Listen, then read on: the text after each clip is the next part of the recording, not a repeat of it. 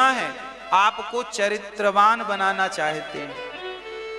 आप स्वयं और अपने बच्चों को कभी भी चरित्र से भटकने मत दीजिएगा। माँ बाप की जिम्मेदारी है कि आप अपने बच्चों को चरित्र का मजबूत स्ट्रांग बनाएं, चरित्रवान बनाएं। अरे भाई, चरित्रवान हो तो आपकी इस लोक में और परलोक में भी सदगति है, सम्मान है। नहीं तो चरित्रहीन तो यहां भी सम्मान नहीं पाता, वहां भी सम्मान नहीं पाता। दुर्गति होती है उस व्यक्ति की, उसे घोर नरक में जाना पड़ता है जो व्यक्ति चरित्र का ठीक नहीं होता, चरित्र से गिरता है। आज के बच्चों को ना आप बहुत सारी शिक्षाएं देने के चक्कर में, बहुत अच्छा बनाने के चक्कर में कई बार बहुत सारे बच्चे चरित्र से बिगड़ जाते हैं। आज माँ बाप पढ़ने के लिए बच्चों को बड़े बड़े स्कूल कॉलेज भेजते हैं और वहां बच्चे अपना चरित्र बिगाड़ करके आ जाते हैं। कौन जिम्मेदार है?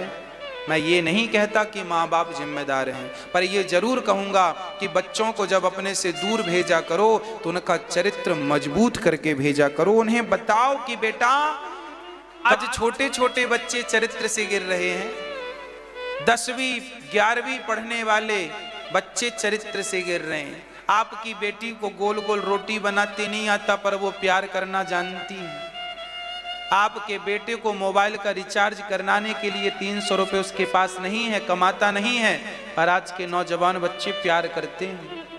हाँ, ये प्यार व्यार करना बढ़िया जानते हैं।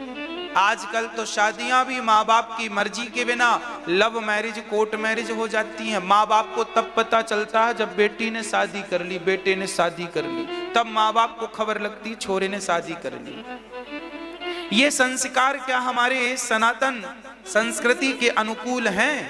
नहीं। माँ बाप तुम बने हो किस लिए? केवल बच्चों को पैदा करना? तो देखो, कुत्ता बिल्ली और सुअर भी बच्चे पैदा कर रहे हैं।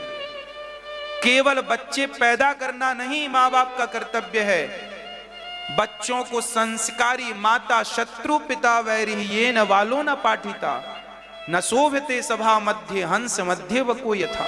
जो माँ बाप अपने बच्चों को सद्गुणी और संस्कारी नहीं बनाते, धिक्कार हैं ऐसे माता पिता को जिनने बच्चे जन्म तो दिए पर संस्कारी और चरित्रवान नहीं बनाया।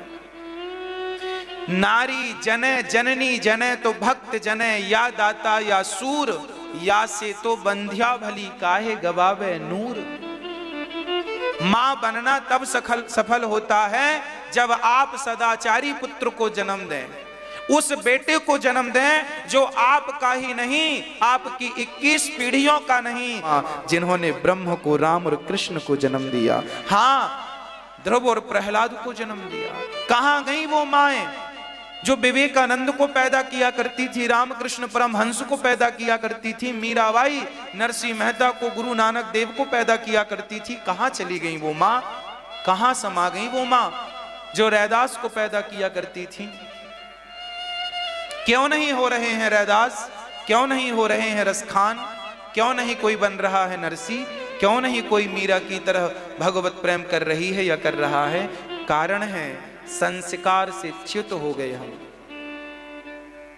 मार्ग भटक गए हम, अपना संस्कृतियों को भूल गए हम, अपने शास्त्रों के नियम कानून को तार तार कर दिया। शास्त्र कहते हैं सच बोलो, कौन बोलता है? शास्त्र कहते हैं दया धर्म का मूल है, किसके भीतर दया भरी है? शास्त्र जो कहते हैं हम बस वही ना करके वो सब कुछ करते हैं जिसकी शास्त्र परमिशन नहीं देता।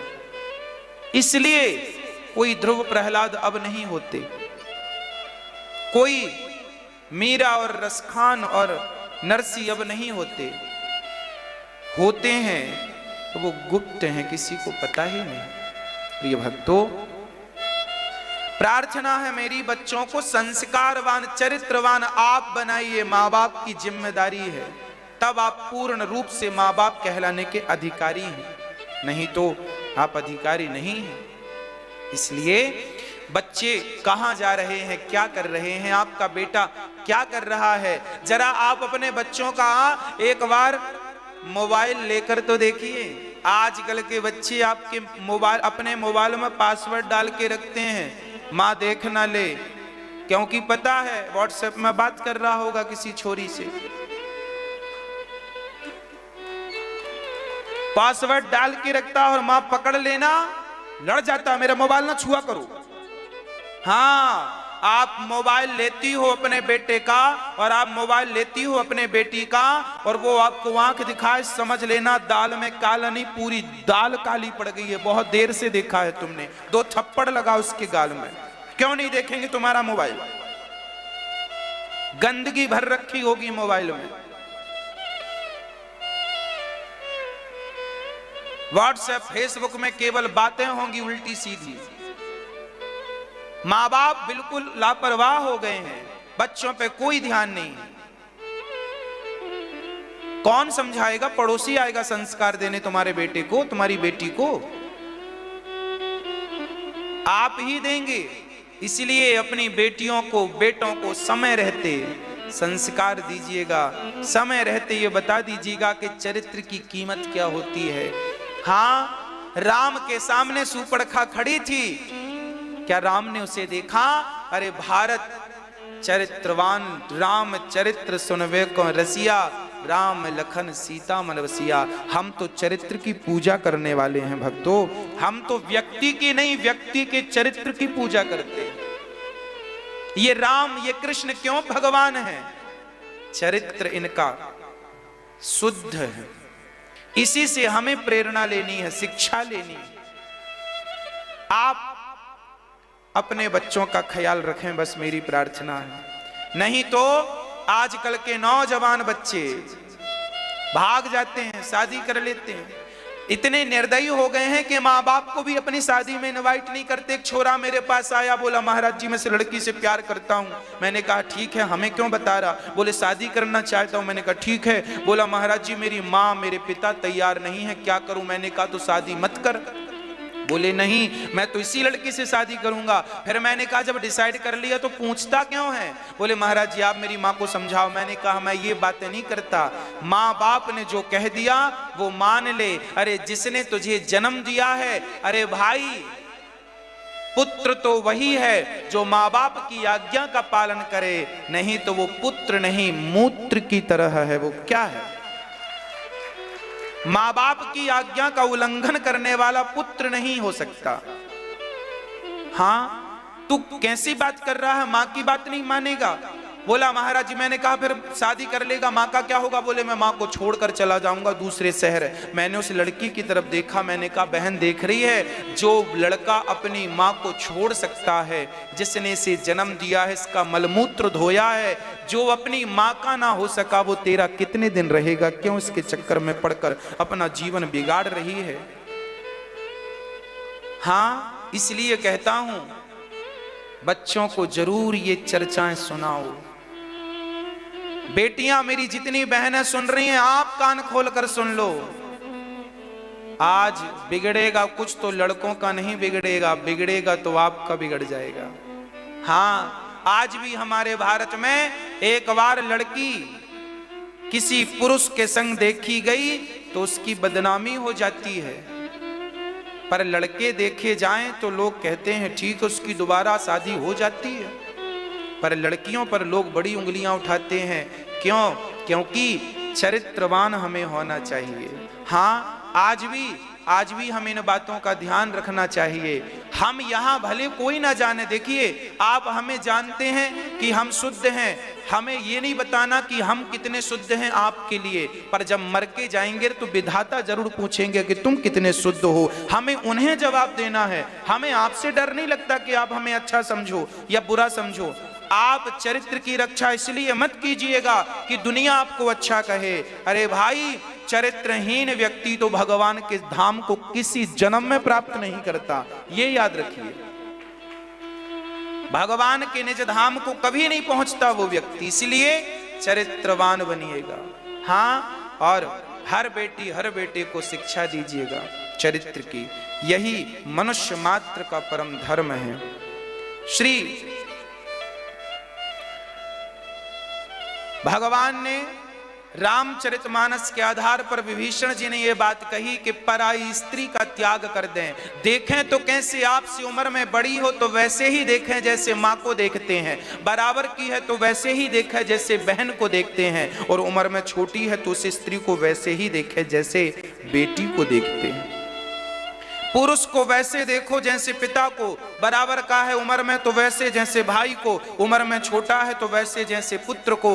अरे भाई, लोग कहते हैं जमाना बुरा है, अरे भाई जमाने से हम नहीं, हमसे जमाना है। आप ही अच्छे हो जाएंगे तो जमाना अपने आप अच्छा हो जाएगा। लोग कहते हैं जमाना बुरा है, अरे जमाना भी तुमसे ही तो है, तुम बुरे हो इसलिए तो जमाना बुरा है।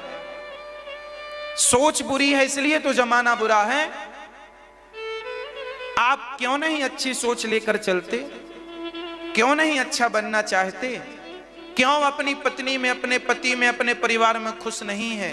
क्यों पराई स्त्रियों को देखते हैं? क्यों सोच गंदी करते हैं? क्यों पर पुरुष को देखते हैं? क्यों अपने जीवन को बिगाड़ रहे हैं? क्या फायदा? अरे शरीर का सुख तो मिल जाएगा, पर वो सुख वैसा ही है जैसे खुजली को खुजलाने में सुख मिलता है और बाद में जो पीड़ा होती है वो असहनीय होती है। यही संसार के भोगों का हाल है। इसलिए हर स्त्री चाहे वो कोई भी हो, हर पुरुष चाहे वो कोई भी हो, अपना ध्यान रखे वो कि वो चरित्र से ना भटके। हाँ, श्री विभीषण जी रावण से यही तो कहते हैं कि पराई नारी को चुरा के लंका ले आया है। याद रखना, पराई नारी को टच किया था रावण ने तो केवल रावण का सर्वनाश नहीं हुआ, रावण के सपोर्ट में जितने थे सबका सर्वनाश हो गया। रावण की लंका में रावण का अन्न जितने लोग खाते, याद रखना, चरित्रहीन आदमी का तुम अन्न खा लोगे, तुम्हारी बुद्धि भी भ्रष्ट हो जाएगी और तुम्हारा भी सर्वनाश होगा। इसलिए पुराने जमाने के लोग सबके हाथ का खाते पीते नहीं थे। पता नहीं किसकी बुद्धि कैसी है, क्यों किसी के हाथ का खाएं। अपनी रोटी पे यकीन रखते थे, अपना कमा कर खाने पर यकीन रखते थे, अपने पानी पे यकीन रखते थे। पता नहीं आपका हाथ खाया था सबने। चरित्रवान बन जा। रावण ने देवताओं को जीत लिया था, रावण ने दिक्पालों को जीत लिया था, रावण ने स्वर्ग के राजा इंद्र को जीत लिया था, पर रावण ने अपनी काम वासना नहीं जीत सका, जिसके कारण सर्वनाश हो गया। अपने इंद्रियों पर विजय प्राप्त ना कर सका, जिसके कारण उसका सर्वनाश हो गया। याद रखना, तुम्हारी कामोत्तेजना तुम्हारा सर्वनाश कर देगी। अरे कितनों का सर्वनाश नहीं कर दिया, कितने जेल में पड़े हैं, सर्वनाश हो गया केवल इसी कारण ना, चरित्र के कारण। जिनके डंके बजते थे आज वो जेल की रोटियां खा रहे हैं, केवल चरित्र बिगड़ने से ना। हाँ या ना? तो भाई, ये चरित्र की क्या कीमत है तुम जानोगे क्या? झांसी की रानी मर गई थी, जल करके फूस पर आग लगाकर, कुटिया सूखी घास डालकर मर गई।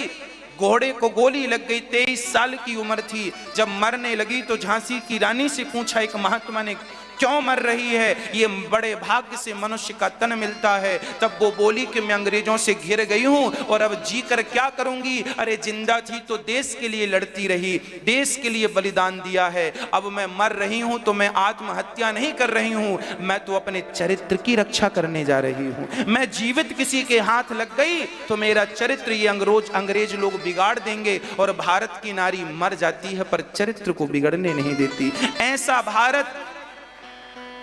स्वामी विवेकानंद जी से किसी ने कहा एक बार शिकागो में कि आप बड़े सुंदर हैं, आप एक और विवेकानंद पैदा करिए मेरे द्वारा। एक स्त्री ने कहा था कि मेरे द्वारा एक विवेकानंद और पैदा कीजिए आप, ताकि और विवेकानंद बढ़ेंगे, कल्याण होगा। स्वामी जी बोले, राम राम, ये महिला कितनी निर्लज्ज है, क्या बोलती जा रही है? कहा, तुझे विवेकानंद चाहिए ना? बोली हाँ। तो स्वामी जी बोले, फिर ठीक है, आज से मैं तेरा बेटा, तू मेरी माँ, मुझे तुझसे क्या विवेकानंद? जरूरी थोड़ी है कि मेरा बेटा मेरे जैसा हो, परंतु मैं प्रत्यक्ष तेरा बेटा बनने को तैयार। पांव पकड़ लिया था विवेकानंद जी ने, पर पराई स्त्री को गंदी निगाहों से देखना उचित नहीं समझा। ये भारत का पुरुष विवेकानंद जैसा है, मर जाएगा पर पराई नारी को स्पर्श नहीं करेगा। भारत की नारी झांसी की रानी जैसी है, मर जाएगी पर पुरुष का स्पर्श नहीं करेगी। अरे भाई, चरित्रहीन होके तुम 100 साल जिंदा भी रहे तो उस जिंदा रहने का अर्थ क्या है? और चरित्रवान बन के तुम 25 साल में मर गए तो तुम बढ़िया हो, कम से कम चरित्रवान तो थे। चरित्र की रक्षा करिएगा। था भरा सोना खचा खच लंक की दीवार में, एक रत्ती नहीं मिला रावण को मरती बार में। जाने न देना धर्म, जाने न देना धर्म, करना लोभ मत धन धाम का। और धर्म ही जाता रहा तो धन रहा किस काम का। अरे धर्म गवा करके धन कमाया भी तो क्या कमाया। धर्म गवा कर धन कमाया तो उस धन की वैल्यू क्या है। हाँ, वैश्या से अच्छा तो मजदूर का धन होता है।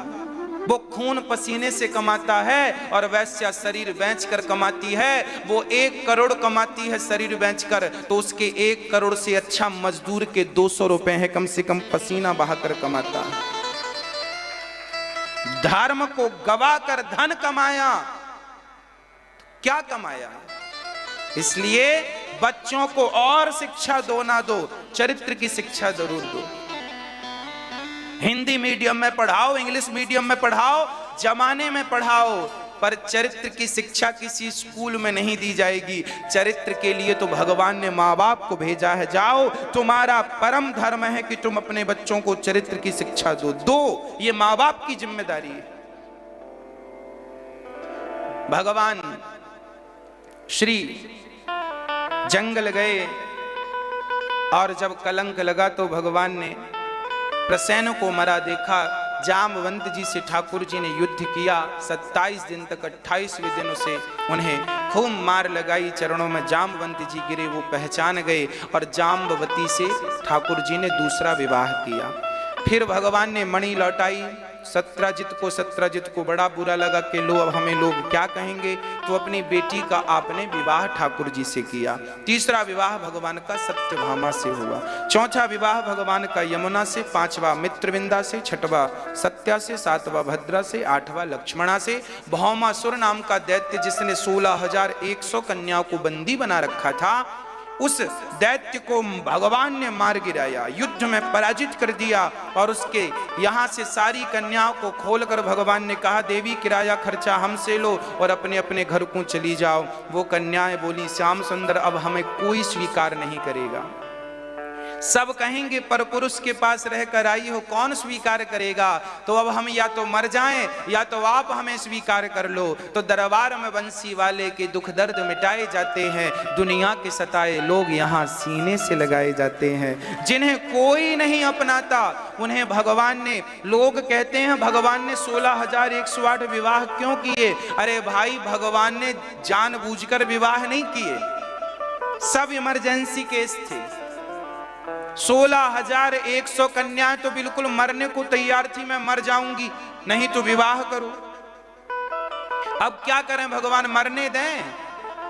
भौमासुर ने कन्याओं को बंदी बनाया था। अब उन कन्याओं का भला कौन सम्मान करता जो दूसरे के घर बंदी थी। सीता जैसी माओ पर तो लोगों ने उंगलियां उठाई कि तो रावण के घर, और भगवान कृष्ण 16,100 कन्याओं को मुक्त तो कर दिए, पर डर इस बात का था कि समाज क्या इन्हें स्वीकार करेगी। अरे जिन नारियों को समाज स्वीकार नहीं कर रही थी, ये कहकर दुत्कार रही थी कि ये परपुरुष के पास रहकर आई हैं, उन रानियों को, उन स्त्रियों को सम्मान के साथ जीने का अधिकार भगवान ने पत्नी का दर्जा देकर दिया है। भगवान ने क्या गलत किया। अरे भगवान ने सताई ठुकराई नारियों को सम्मान के साथ जिंदगी लौटाई है। ये भगवान की भगवत्ता, उनके जैसा कृपालु करुणामय कौन होगा। इसलिए वो कन्याएं आज ठाकुर जी के चरणों में गईं और टोटल सबसे